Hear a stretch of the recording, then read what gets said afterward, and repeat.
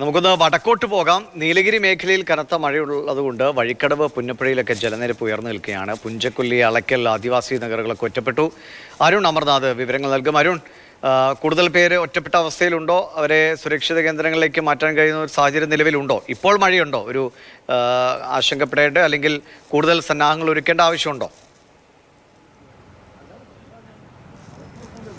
ദിവിഷ, അതായത് നിലവിൽ ഈ നിലമ്പൂർ വഴിക്കടവ് മേഖലകളിൽ മഴയില്ല. മലപ്പുറം ജില്ലയുടെ ഭാഗമായ പ്രദേശങ്ങളിൽ മഴയില്ല. പക്ഷേ നീലഗിരിയിൽ മഴ തുടരുന്നുണ്ടായിരുന്നു. അത് ഉച്ച കഴിഞ്ഞും മഴ തുടരുന്നുണ്ടായിരുന്നു എന്നാണ് നമുക്ക് അവിടെ ലഭ്യമായ വിവരം. എന്നാലും ആശങ്കപ്പെടേണ്ട അത്തരത്തിലൊരു സാഹചര്യമില്ല എന്നുള്ളത് തന്നെയാണ്. അത്തരത്തിലൊരു ജാഗ്രത തുടരുന്നുണ്ട്. അവിടെയുള്ള നിലവിലെ സാഹചര്യം എന്താണെന്നാൽ ആ ഒരു മേഖല എന്ന് പറയുന്നത് പോത്തുകല്ല് മുണ്ടേരി മേഖലയാണ്. നമുക്കറിയാം, ഈ വയനാട് ദുരന്തമൊക്കെ കഴിഞ്ഞ് മൃതശരീരങ്ങളിലൊക്കെ ഏറ്റവും കൂടുതൽ എത്തിയ ഒരു മേഖല. അവിടുത്തെ ചങ്ങാടത്തിലുള്ള രക്ഷാപ്രവർത്തനമൊക്കെ നമ്മൾ കണ്ടിരുന്നു. ഈ ഒരു മേഖലയിൽ കോൺക്രീറ്റ് പാലമില്ല. 2018 പ്രളയത്തിൽ പാലം തകർന്നതാണ്. അതിനുശേഷം ഇതുവരെ പാലം പുനർനിർമ്മിച്ചിട്ടില്ല. അപ്പോൾ ആ മേഖലയിലുള്ള ആളുകൾക്ക് കരയിലേക്ക് എത്താനാകാതെ ഒറ്റപ്പെടുന്ന ഒരു സാഹചര്യം ഉണ്ടാവും. ഈ ജലനിരപ്പ് താഴ്ന്നതിന് ശേഷം മാത്രമേ ആളുകൾക്ക് വീണ്ടും പുറത്തേക്ക് വരാൻ സാധിക്കുകയുള്ളൂ. അത്തരത്തിലൊരു സാഹചര്യമാണ് നിലവിൽ അവിടെ ഉള്ളത്. അത് ഈ മഴ കുറയുന്നതിനനുസരിച്ച്, ജലനിരപ്പ് താഴുന്നതിനനുസരിച്ച് മാത്രമേ അത് മാറുകയുള്ളൂ എന്നുള്ളതാണ്.